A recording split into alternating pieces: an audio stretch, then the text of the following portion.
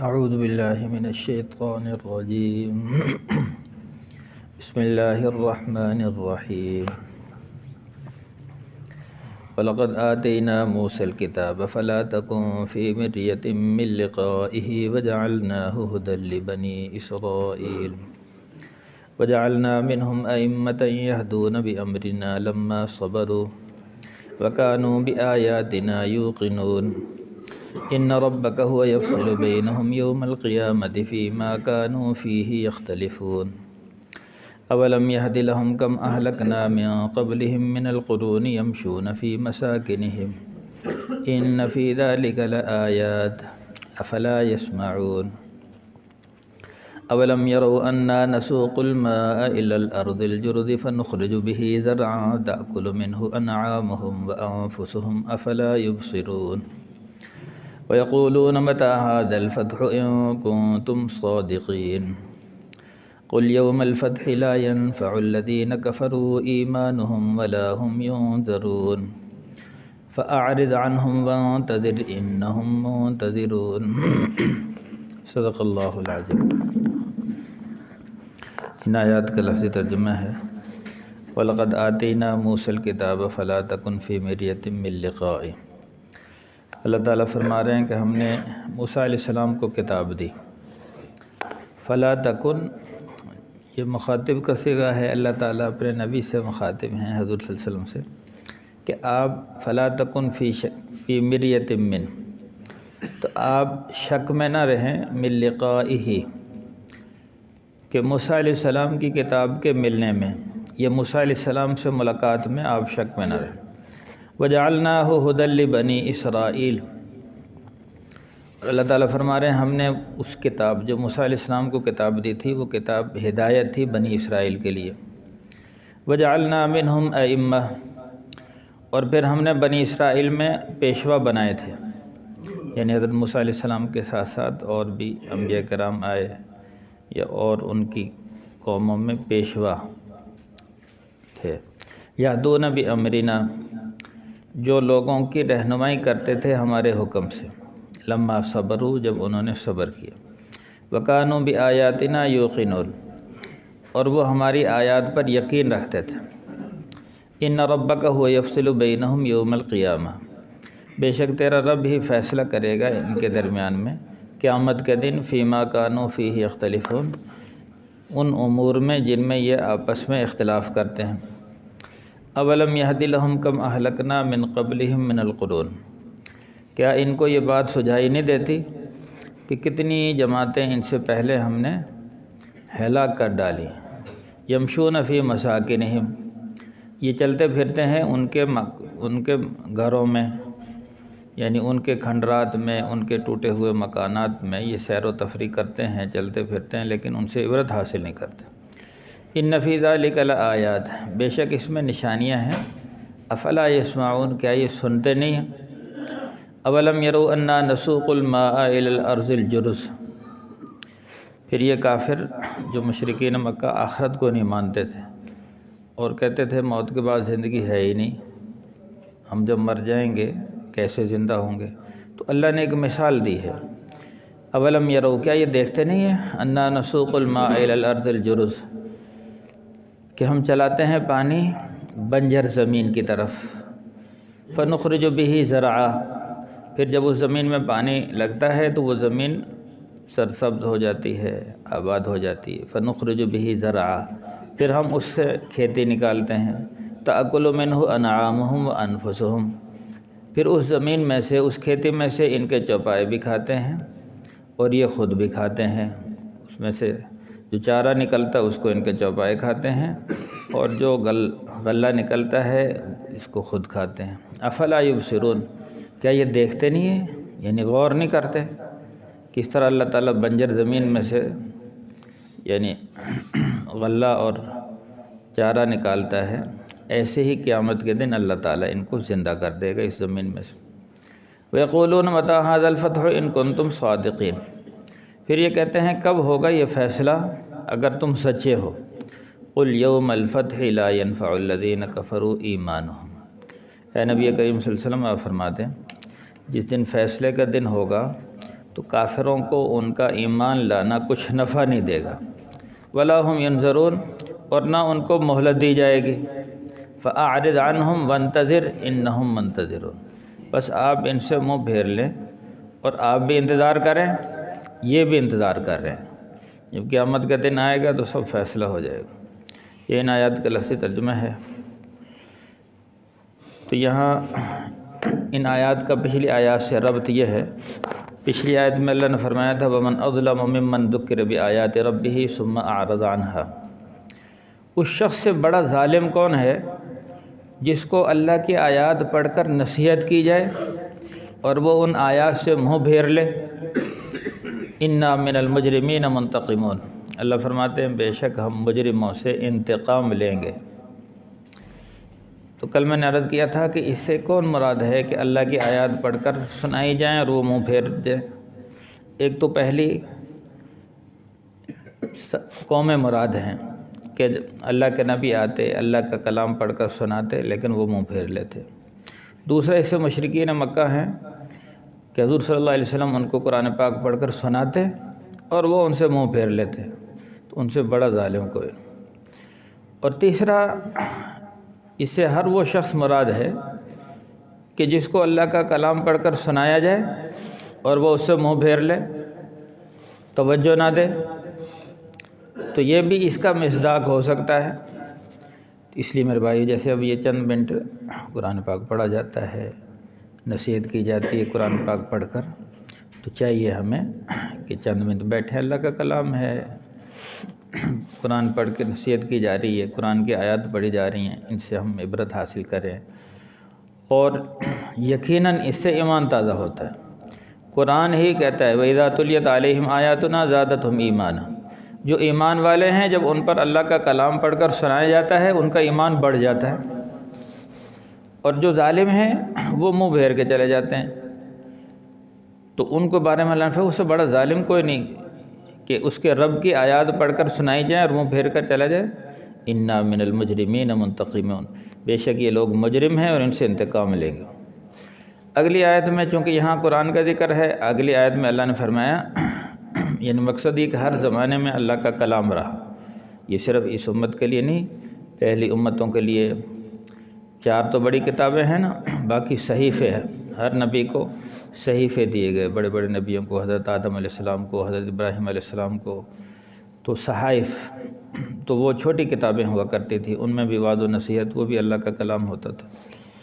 تو یہاں موسیٰ علیہ السلام، قرآن کے بعد جو بڑی کتاب ہے وہ تورات ہے، تو اس کے بارے میں اللہ نے فرمایا ہم نے موسیٰ علیہ السلام کو کتاب دی، یعنی تورات، تو لہذا اس کے ملنے میں آپ شک میں نہ رہیں، پتہ نہیں حضرت موسیٰ علیہ السلام کو کتاب ملی تھی یا نہیں ملی تھی، یقیناً ملی تھی۔ دوسری اس کی تفسیر یہ کی تھی کہ جب حضور صلی اللہ علیہ وسلم معراج پر گئے تو چھٹے آسمان پر حضرت موسیٰ علیہ السلام سے ملاقات ہوئی، تو فرمایا کہ آپ شک میں نہ رہیں کہ وہ موسیٰ تھے یا کوئی اور تھے، وہ یقیناً موسیٰ علیہ السلام ہی تھے، ان سے ان کی ملاقات ہوئی۔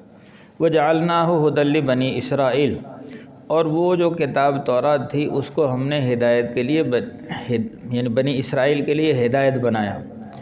جو اللہ کا کلام ہے یہ ہدایت ہے، ہمارے لیے اللہ نے قرآن پاک کو ہدایت کی کتاب بنایا۔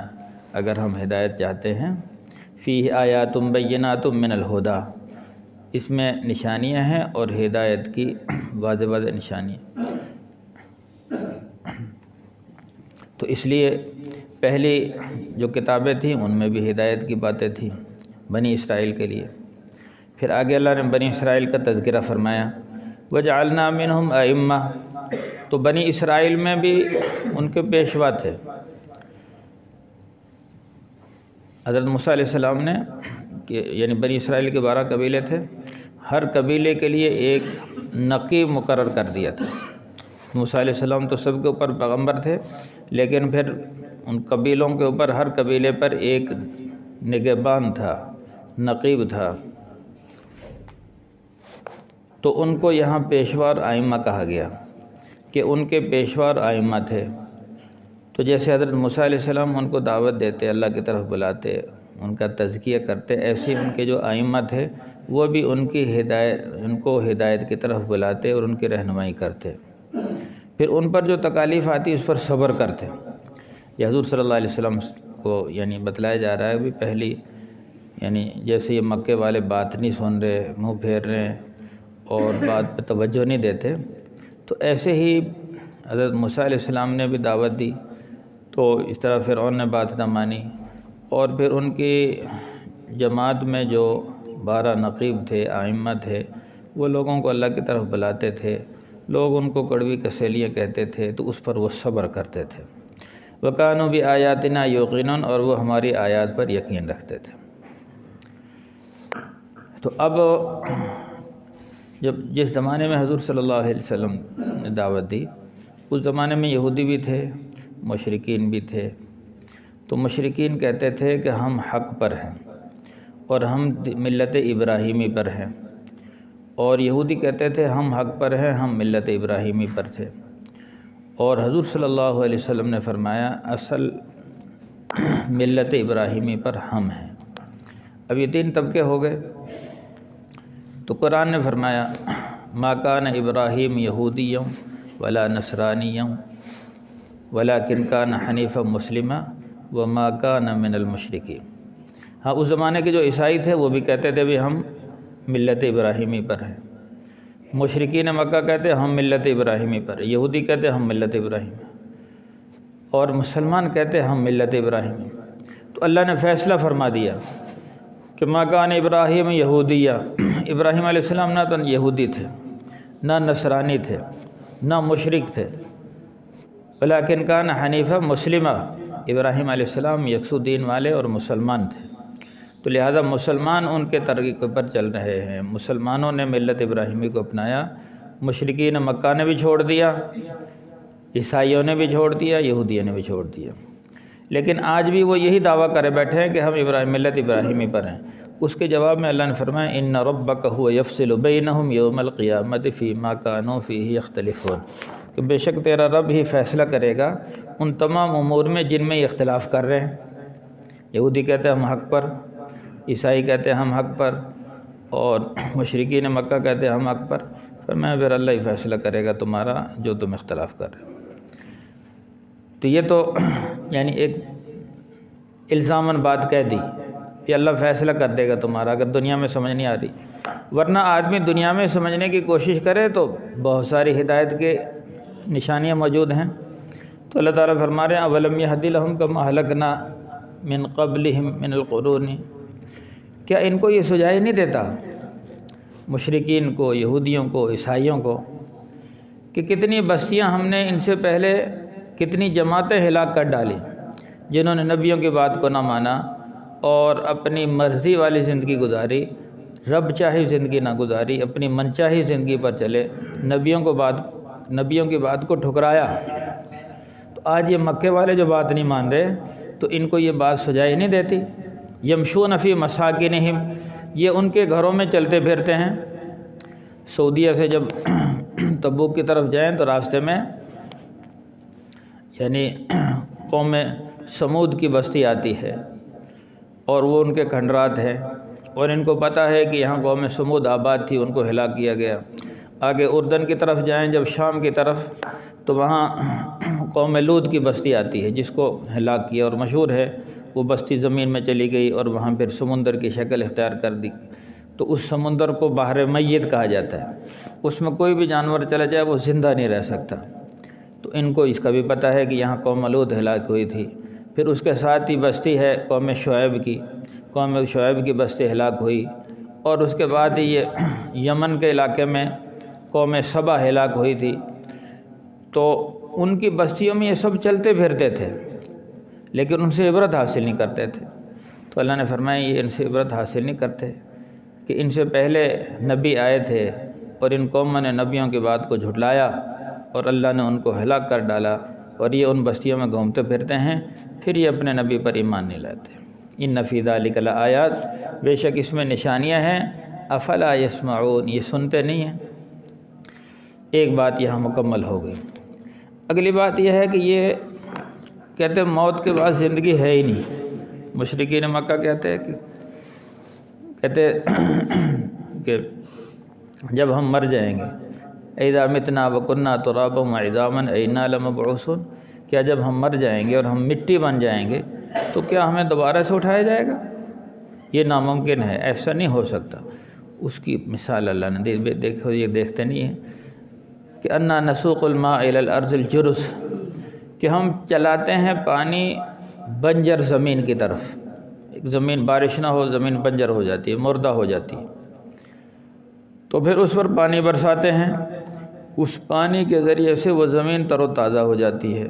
فنخرج به زرعا، پھر ہم اسے کھیتی نکالتے ہیں، یعنی وہ زمین کو کس طرح زندہ کر دیتے ہیں، اور اس زمین سے پھر کیا نکلتا ہے؟ تأکل منہ انعام، یعنی اسے کھیتی نکلتی ہے، اور پھر ان سے ان کے چوپائے بھی کھاتے ہیں اور یہ خود بھی کھاتے ہیں۔ زمین سے قسم کے چیزیں نکل رہی ہیں، کہیں باغات ہیں، کہیں پھل ہیں، کہیں پھول ہیں، کہیں کھیتیاں ہیں، کہیں اناج ہے، کہیں ترکاریاں ہیں۔ تو یہ غور نہیں کرتے، یہ زمین سے کون نکال رہا ہے؟ اللہ نکال رہا ہے۔ جو اللہ تعالیٰ زمین سے، بنجر زمین سے پانی ڈال کر اس میں یہ چیزیں نکال سکتا ہے، قیامت کے دن اللہ تعالیٰ فرما رہے ہیں وہ تم کو بھی اسی طرح اس زمین سے نکال کر زندہ کر لے گا، اللہ کے لیے کوئی مشکل نہیں۔ پھر اگلا سوال کہتے تھے اچھا یہ پھر اگر واقعی ایسا ہونے والا ہے، زمین سے ہم سب کو زندہ کیا جائے گا، تو یہ کب ہوگا؟ بار بار کہتے حضور فَأْتِنَا بِمَا تَعِدُنَا إِن كُنتَ مِنَ الصَّادِقِينَ، جس چیز کا وعدہ کیا جا رہا ہے قیامت کا وہ ہمیں لا کر دکھلا دے، وہ کب ہوگا وعدہ؟ مَتَىٰ هَٰذَا الْوَعْدُ إِن كُنتُمْ صَادِقِينَ، یہ وعدہ کب ہے؟ اگر تم سچے ہو تو قیامت کو دکھلاؤ۔ تو یہاں بھی کہتا ہے وَيَقُولُونَ مَتَىٰ هَٰذَا الْفَتْحُ إِن كُنتُمْ صَادِقِينَ، پیچھے بتلایا نا اللہ تعالیٰ ان کے درمیان میں فیصلہ کرے گا، تو کہتے ہیں یہ فیصلہ کب ہوگا، یہ فیصلہ جلدی۔ تو اس کے جواب میں اللہ نے فرمایا اے نبی کریم قُلْ يَوْمَ الْفَتْحِ لَا يَنْفَعُ الَّذِينَ كَفَرُوا إِيمَانُهُمْ وَلَا هُمْ يُنذَرُونَ، جس دن فیصلے کا دن آ جائے گا نا، تو اس دن پھر کہیں گے ہم ایمان لے آئے۔